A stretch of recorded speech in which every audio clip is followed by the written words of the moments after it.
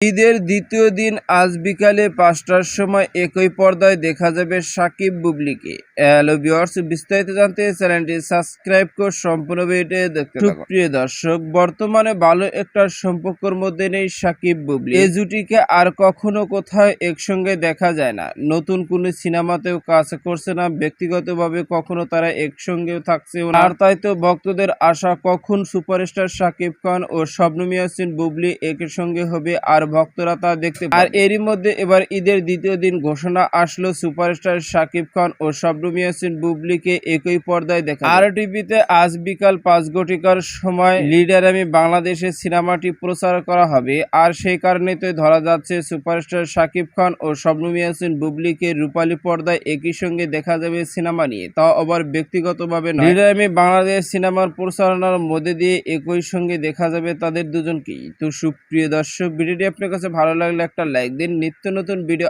Update পেতে চ্যানেলটি subscribe করুন। অসংখ্য ধন্যবাদ পুরো ভিডিও উপভোগ করার জন্য।